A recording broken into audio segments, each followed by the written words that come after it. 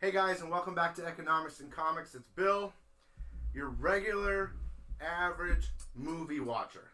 And I'm Mike Massey. And I'm Joel Massey. We're from GoneWithTheTwins.com. And we're excited to be back. So, Yeah, it's a lot of fun. having us. Yeah. we're in totally different locations. Not really, though. We're going to talk about Glass, and I've got a bone to pick. I'm going to go ahead and start off right now with my bone to pick. It just popped right into my head. I bought these guys for Christmas pens that light up on the end. So when you're in a dark theater, you can write. You can write down your little notes. They have notes. They use notepads. These are real. I'm telling you, they're super. In an attempt to appear like real critics, we do take notes in the theater. They take yes. they take a lot of notes. Sometimes I don't even know if they're watching the movie. So they're there writing in the dark, and I'm looking at them going, "You son, why?" I bought these special pens. I want to know about that right now. Well, it's a great gift. The problem is, it's much like having a cell phone in a dark movie theater. Yeah. The screen lights up, everybody around you can see, and then... If we were in a regular screening or a regular showing, it would come up with a warning saying, please turn off your phones to be respectful to all of your fellow moviegoers. And so I feel like if we turn on this bright, shining light, we're going to have this big glow drawing all the attention to us, and then it'll be... It's kind of... But it's the thought that counts. So. Yes, I really appreciate it, and I'm going to use it all the time. Just not in the theater. When I'm alone in the dark taking notes. That's what I'm talking about, guys. They need to be told to turn their lights off at least once in my presence. So every so often we do get to participate in private screenings in which it might be no more than just the two of us. So when we get that kind of an opportunity, we'll definitely bring those pens. Sure.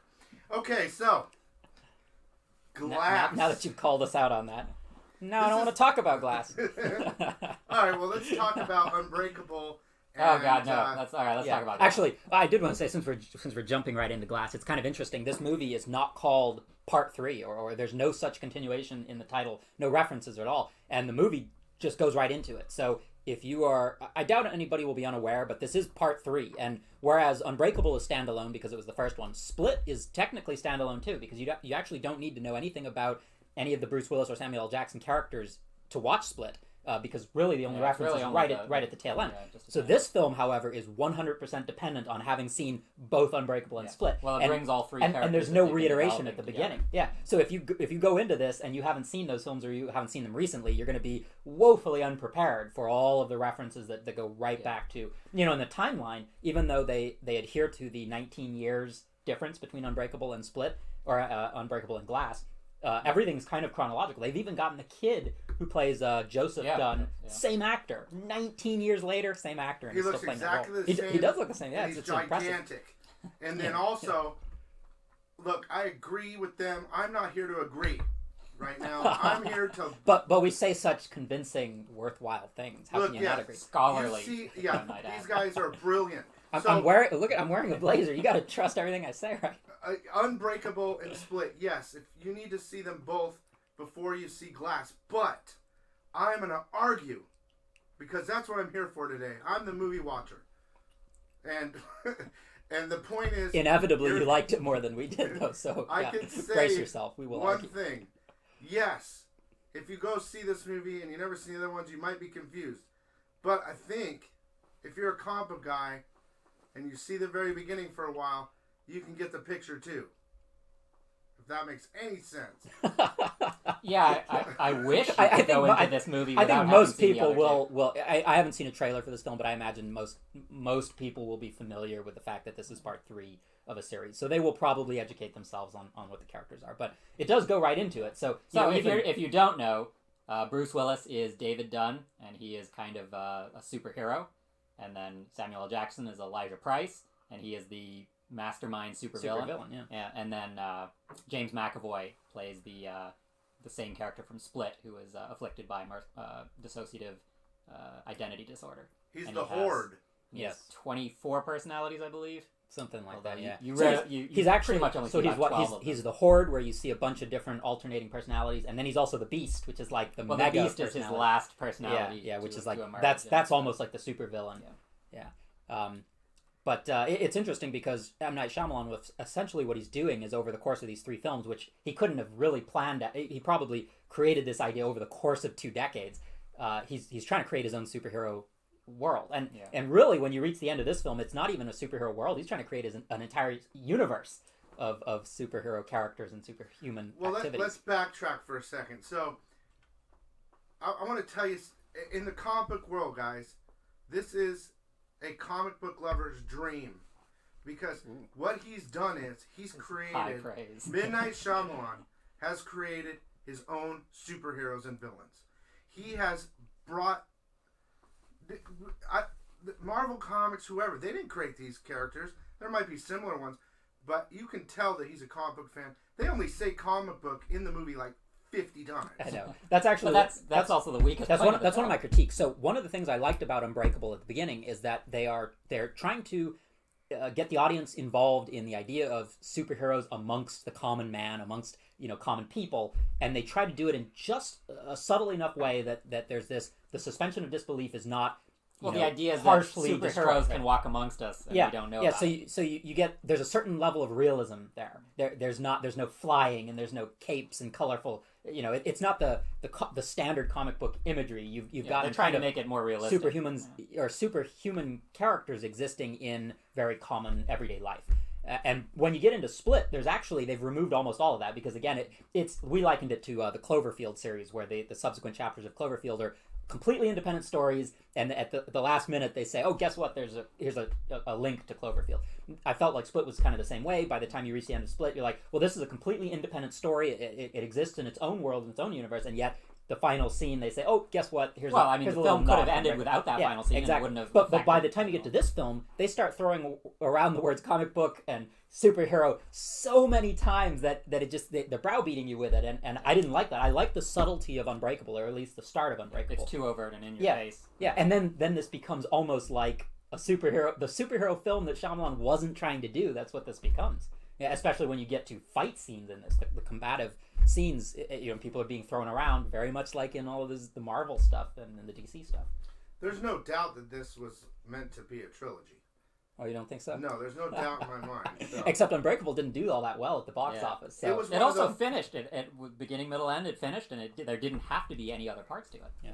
Well, it was definitely Unbreakable and Split are origin stories of a good superhero and a villain, and that's how I look at it that way. And then you find out at the end of Split that the universe is connected, and at the beginning of this movie on the screen it says, "Don't tell." This is not a spoiler. We're not going to tell you about the movie, but it says, "Please don't tell anyone about the movie. It's taken me 19 years to make my idea come true," or "It took me 19 years to make this movie." No, it didn't take 19 years to make this movie. It took 1 year, but his idea. He's had that idea his whole life. I think this guy always wanted to be a comic book writer, not a movie maker. Because honestly, I'm not trying to hate on Midnight Shyamalan, but you got the good and you got the bad. And there's a lot of bad Shyamalan movies. I'm sorry. He's had an interesting career for sure. Yeah, it's strange that he started with Sixth Sense, which, by any stretch of the imagination, is very far removed from kind of the comic book fantasy sort of world. It's a much darker, horror psychological type of thriller. But I think what Unbreakable is after Sixth Sense, he got so much publicity and so much positive reactions that the studio, Universal, I believe, just basically threw a bunch of money at him and said, "Hey, go ahead and do what you want." And so he made Unbreakable. So that might be the truest vision to what he wants to do. And when it became not so much of a success, he started having this kind of downward trend of films. And Split actually was, I believe it was funded largely by his own independent studios and getting together his own money. Well, he found success after The Visit. Which allowed him to once again. I think what it was is he was a director control. for hire on After Earth, and he made enough money. His salary on that allowed him to finance The Visit, which then became so successful that he was able to do Split, which was also so successful. He's finally able to do the largest budget version of all this with Bruce Willis coming back into it. Professor X made this movie. He's the dopest actor there is. He's using steroids, and he's awesome. Well, James McAvoy is easily Professor the best X. Part of both Split and this. Well, one. I liked Anya Taylor-Joy. I thought she's good. Pretty effective. She's a witch. She's in the show, The Witch Show. She is. What is that show called? The Witch. No, it's not called The Witch. It's that one show that's on FX all the time. We don't watch TV, man. It's the Come on. show with the We're witches. movie guys. It says so right there on the screen. She's the main. Let me change that. She's the main witch. Of course, I do like her character. There is I just have to say this. There is a surprise at the end. I thought we. No spoilers. I'm not going to say it. Well, it's M. Night Shyamalan. Yeah, the I odds think of we there all not being a expect twist something, ending are yeah. so slim that if there wasn't a twist, there would probably be this huge backlash of people saying, "Hey, where's my twist That's ending?" not the twist I'm talking about. about. I'm talking about. I can't tell you. Well, going back to the overt repetition of saying comic book and superhero, there's a character in here played by Sarah Paulson, a doctor. She plays something Dr. or another. Staple. Yeah. And her job in the film is to analyze the three characters who she diagnoses as suffering from delusions of grandeur. However, even though she throws around a clinical psychiatric phrase of delusion of grandeur, she also has to tack on people who suffer from believing they are comic book characters or superheroes. And I thought, would any trained professional actually they mention that over and over. Yeah, and they say it over and over again. I'm thinking, I'm thinking, I get delusions of grandeur, but why wouldn't she? I think his script needed to have sugarcoated it. It reminds me very much of vampire movies where they never use the word vampire.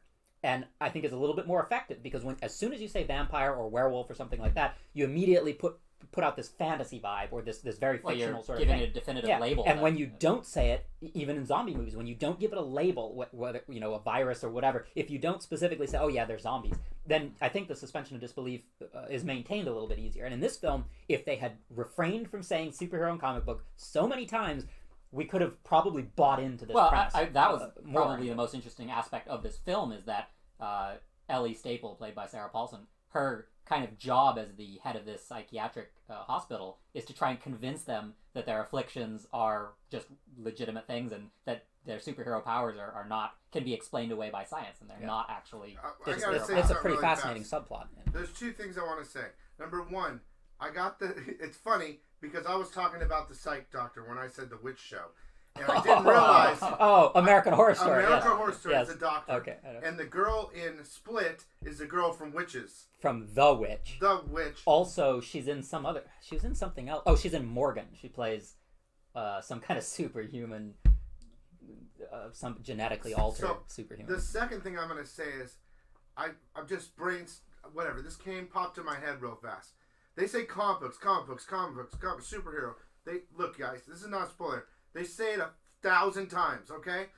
But could it be because he wants to appeal to the comic book franchises right now that are dominating the market? Sure. And I personally don't think he had to say it once. Because if you're a fan of this series, you know these are superheroes and villains. It's all created. It's a new superhero and villain out of Shyamalan's mind. And he overdid it so much that it didn't ruin it for me. It was excessive, but... I would have preferred if he didn't use the word comic book or superhero a single time. I think the movie would have been far superior. I think it needed to be done a couple times. It's almost like he's just I understand. it over Yeah, and I over, understand to some degree why it's in there. But if you look at something like the latest superhero movie we saw was Aquaman, they never once say comic book or superhero in the movie, and there's a reason for that. It's obvious what they are. Yeah, and I think this film would have benefited from the self-awareness of saying, look, I know we identify as a superhero movie, and because of that, we won't say those terms over and over again. Again, like vampire movies that don't want to say the word vampire because they want to try to maintain I realism. understand if even in the a doctor has to kind of say that a few times, but I think it hurts it when Samuel L. Jackson's character, the villain, has to continually say over and over and over again, "Oh, I'm doing this just like it's in the comic book," and this part of the movie is just like this. There are a couple of moments where he literally cues the next scene to say, "Oh, just like in the comic books," and I thought, "Oh, don't say that," because it becomes cheesy when you draw that kind of awareness to the breakdown of the scenes. He barely Sam. Sam, you're on a first name basis. You know Mr. Jackson. Sam, I was going to say Nick Fury. So Nick Fury, he doesn't say a word like the whole movie.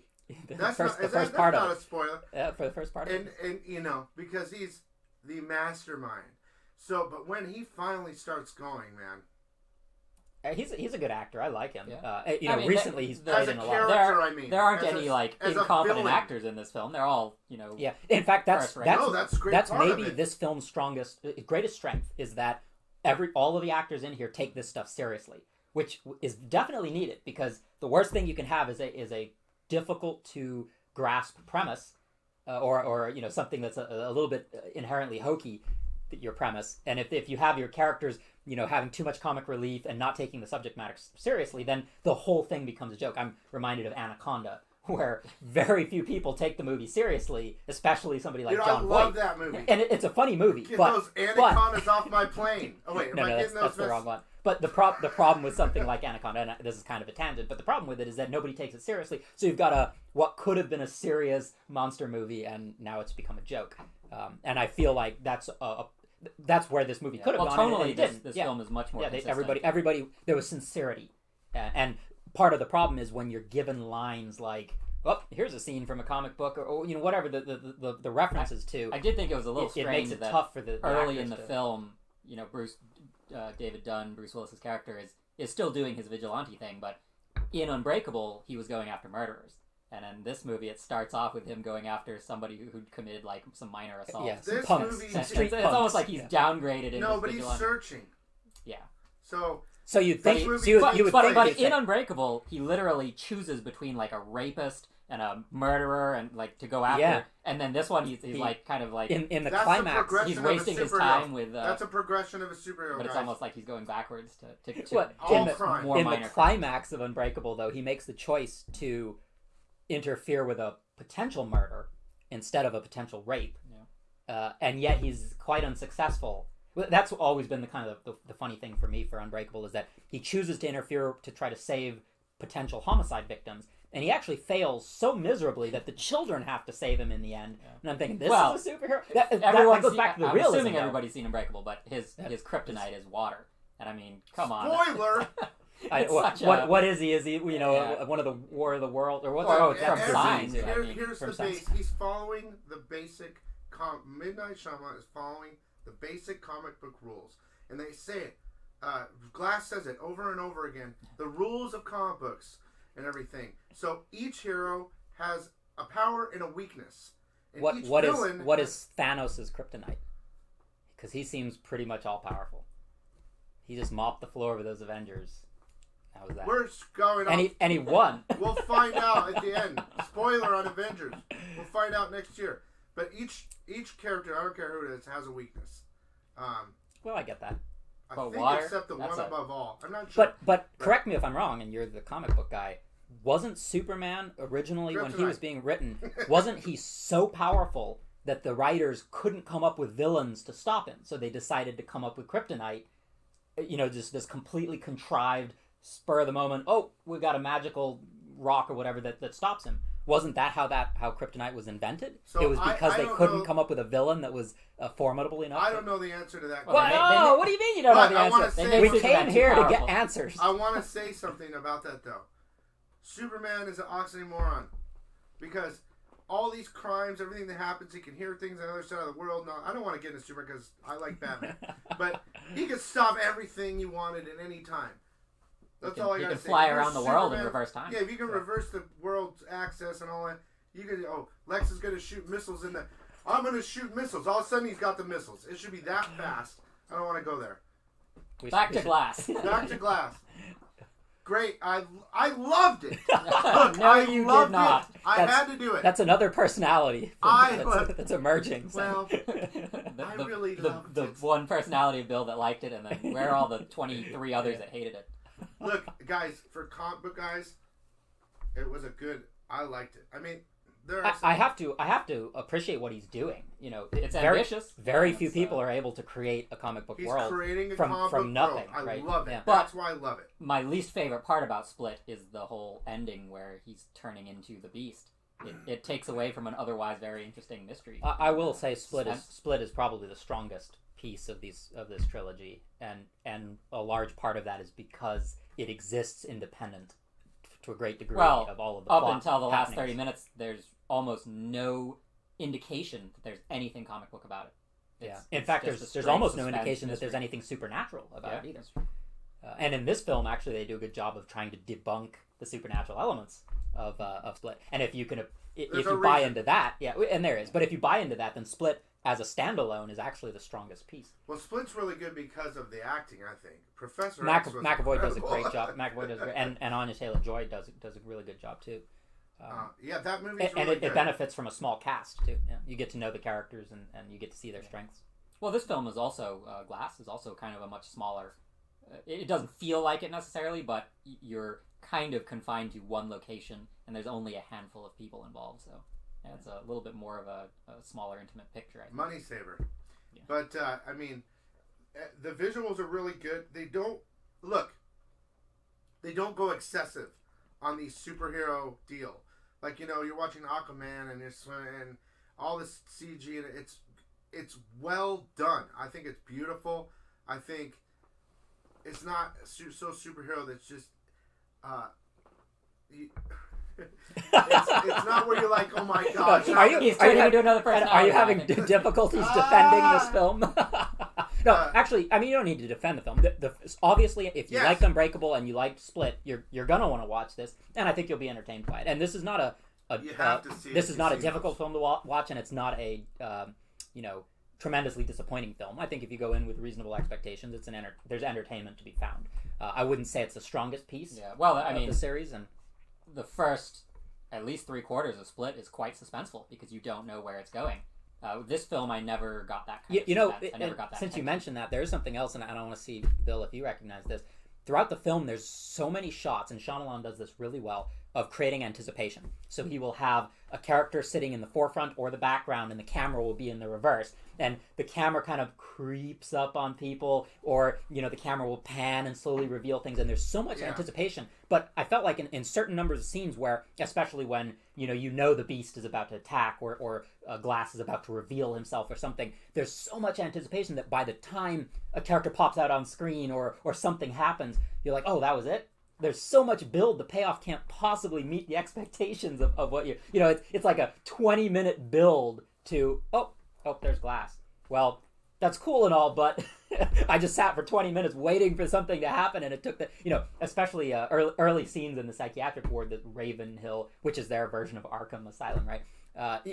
There's scenes where they're interviewing people, or Glass will be sitting there, and a orderly or doctor or whoever is kind of toying with him, and the whole scene, maybe like a 6 or 7 minute scene, there's this interaction. You keep thinking at any moment Glass is gonna just grab the guy and strangle him, and nothing happens, and it's all build. That's the point of him being a mastermind. True. No, I agree with that. Sure. They keep wanting him to do something to these people. Yeah. And there's a lot of twists. I'm curious to know how fans will react to those kinds of scenes when they're left dangling, right, and then they aren't given that. That's the thing. You don't know where Glass is mentally or whatever in this movie until the end, when he reveals everything, and then there's another reveal, and it's really good. It's good. It's fun to see good against bad fighting, and the one that controls it all. And that is a classic comic book. Yeah. My concern though is that, as ambitious as this project is, Shyamalan is creating his own, comic book world, his own superheroes and supervillains. But are they any better than the ones we've already got from Marvel and DC? I feel like they're just different, Joel. Are they totally, though? I feel like a lot of them are just copycats. They're not over crazily super powered. Nobody wears spandex in this. That's film, true. So there you go. Well, certain personalities might require spandex. So I have a question for all the people who have seen Split. Isn't it strange? Out of all of his personalities, there's more than one that's a female. But Patricia is the kind of the matriarch of the group, and in many scenes, McAvoy cross-dresses and puts on skirts and dresses and whatnot to represent the Patricia character. Yet none of the other characters change a whole lot of their clothes. Most of them, between, Kevin and I can't remember some of these other personalities. A lot of them shift without changing clothes. The kid kind of changes clothes and puts on roller skates and this and that and the other. But only Patricia is the only one who dresses in women's clothing. Yet there's a self-awareness between all of the personalities that they exist in the same body. And so going into the light is the phrase they use for who's kind of in the forefront getting to speak. Yeah. And so if all of these people inhabit the same body and they're kind of aware of that, how difficult and cumbersome it is for when Patricia needs to be in the forefront. She's like, well, everybody hold on. I'm going to go don an entire woman's outfit. And then, 3 minutes later, they're like, oh, Kevin wants the turn to speak. So she's got to take all that off and put on regular, guys. I don't think that happened as much as you're saying it did. I think, I feel like it These are happened. the questions that don't need There's answering. There's definitely one time where it's a woman outfit, but here's what I think is interesting. In Split, all these multiple characters were coming out, and they do show it a lot in this movie too. But what I didn't like is there was like you're talking about cameras moving and stuff. You always knew there was someone going to be behind somebody and stuff. You could see it coming. But with his character, he's such a good actor. I think this movie really shows his talent, but it kind of hides it because of what type of movie this is. But he's very talented. But the point of what I'm trying to get at is, a lot of times when he's changing personalities, they move the camera, and then they come back and he's another personality. Now they're filming this thing full. There are no cuts. I believe they will go. There's a lot of one face to another face, never together. Mm-hmm. If there's two people talking to each other, it's always on one face like this, or the other face. It's actually really interesting that you mentioned that, because I actually wrote that in my review too. There's a lot of invasive close-ups. A lot of close-ups in this movie. And my point is, real fast, I agree 100%. But my point is that he does such a good job switching between characters. They should keep the camera on his face when he's doing it. Yeah. Because it will really show his talent. Because they keep panning, and then they go back and he's a different character. He's acting the whole time they're moving. Why not keep it on him? Because he does such a good job. I'm really amazed. And there's certain spots. There's certain spots in the film where they do kind of stay on him as he's shifting. I think the reason is simply that the concept of this, dissociative identity disorder is so difficult for the normal person to grasp. If you've never actually interacted or seen it's a easier real to life simply person. cut away and come back, and the person's wearing different clothing and acts completely differently, and then they cut away and come back and it's different. It's a way to visualize. It's easier to digest something. But at the same time, though, you keep saying that only one time. In the rest of the movie, the Split character has one outfit, and so he's changing his movements. If he's a woman, right, yeah. If he's a little kid, he's like, if he's Kevin, he's like, what's going on? And there's the tough guy. He changes his body movements. You're sure the body language. And that's what is impressive to me. And as well as when he's a beast, it's like, dude, they injected him with roids or something. Whatever he did, I know it might be some of it it's CGI. Like Bane. Right? But he's Bane style. But I'm just saying, he is in superior physical shape for this movie. Like, it can't all That's what you notice the most, right? You just couldn't peel your eyes away from McAvoy's naked torso. He's not a big man. Well, he's not running around naked. We don't see the real beast. But he's a reasonably small man. I know that disappointed Bill, actually. So. Look, these guys don't know what we all want to see the Batwing. Oh, wait, that's a different movie. Different book. It's a great trilogy. I really loved it as a comic book fan. Something that I don't already know about from comics, Shyamalan has created, and that's why I enjoyed it the most. And it all comes together in this last movie, like all the different movies building up to Infinity War. I mean, of course, it's not the same thing, but that's why I enjoyed it. I thought it was really good. It's a different take. It's a nice companion piece. Really, all we get nowadays are these giant Marvel movies. Yeah, so this is a nice companion piece to the evolution of where superhero films are going, and even really what we're getting is a creation of an original superhero story. So there's something to be admired about that, especially what he's doing and how this fits together with other contemporary films. Kept saying the word comic book and they superhero said it a lot every 2 minutes. They said it a lot. And the twist at the end is fine, but I almost feel like the way they ended it not the twist part, but the way they ended it. It's like, does it keep going or no? I think it's over. If it makes money, it'll keep going. If not, it's over. And I feel like they introduced... That's Hollywood for you. Unbreakable was almost the end of all of this. Yeah. If he didn't have this meteoric rise with some of his later films, yeah. What's also funny is every actor's been a comic book character. Bruce Willis was in Sin City. You have Professor X, and you have Nick Fury. And, that's right. Yeah. I don't know. Are there other ones? I don't know. But... That's an interesting point that they've taken. To I'm be just fair, a normal movie watcher, guys. Look at Chris Evans. He's in. Yeah, he's the Thor. It's almost like there's not enough actors out there, so you got to start doubling them up. We've had this conversation before too. It's a little annoying that they can't. Surely there's somebody out there with talent to portray a superhero that hasn't already portrayed another superhero. But it's as good as the nature of Samuel Hollywood. L. Jackson's part was in this movie. I think still the thief of the show, or whatever you want to call it, is what is it? Oh, James McAvoy. Yeah, no, he's good. He's good. And he was super talented. He was really good in Split too. And in fact, I think between him and Anya Taylor-Joy, that was a really good collaboration because you got to see, not only his work doing all of the different personalities, but her work absorbing that information and interpreting it. It must be difficult to act against. Taylor-Joy is in this film. You get a little bit of closure that you might not have gotten from Split. Yeah, that's another reason why this is direct continuation. Yeah. That's true. You do get some closure. So again, as Bill mentions, this to any comic book fans, they'll go see it, and you should go see it. Yeah, and I'm sure you'll enjoy it. If you're not a comic book fan, and if you haven't seen Unbreakable or Split, or if you didn't like Unbreakable or Split, this is definitely not for you. But if you've already sat through Unbreakable and Split and you didn't like them, if you're curious at all, maybe you still go see this. I think it's gonna. My honest opinion, and you guys know way. Your honest opinion. Have you not been given your honest opinion recently? Well, my personalities. You always say, it's weird to be around someone with multiple personalities, but you're around me all the time. That's true. That's true. That's why we're well versed in it. Yeah. You guys got your own little things going on. So, but I predict this movie's going to do extremely well.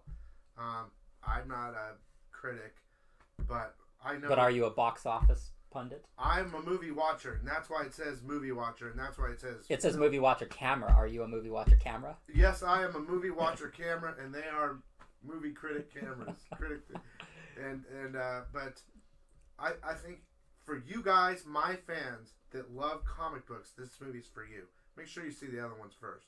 But it brings us into a new world, and you were talking about the suspense and the drama. They keep suspense and then letting us down. That actually kept me in the movie, I think. Yeah. So, and it's a little long. It's 2 hours, 9 minutes, something like that. It's a little bit long for this kind of a film, but and that's what Shyamalan does best, though, isn't it? Is those moments with the screeching violins and the long anticipation moments. That's kind of what made Sixth Sense and Signs and some of these other horror films that he did. Those were the best moments in those films. So he has a grasp of building suspense and creating those scenes that are kind of building with horrific content or horrific ideas that are about to happen. Generally dealing with superpowers and things like that, it doesn't lend itself to suspense very much because you kind of feel like well, these characters aren't going to get hurt, or they can't get hurt. Oh, Mr. Glass can get hurt. Well, that guy's brittle. He's a little pussy. No, I'm sorry. So basically, if you had to give it a rating. What do you do it out of 5 or 10? We do give it a rating. Okay. Out of 10, yeah. You do out of 10. Give it to me. So Unbreakable is a 1 out of 10. No, I think. Well, we don't go to the site and find out. How about that? Yeah, we don't want to reveal all of our secrets over your. Oh, so you're not going to give me a number? I mean, what we do is we'll give a number when we publish it, so it gives us just enough time to kind of let things simmer and figure out what. Well, I can give it a number. Okay, I give it a number 9 out of 10. Ooh, that's high. That's what I that's I only take one away because the ending. That's ludicrously high. Yeah. Well, for me, 9 out of 10. That's why I'm a movie watcher. Camera. Fair enough. So make sure to go check out their written review over at GoneWithTheTwins.com. See what they gave it. Let them know what you think about it.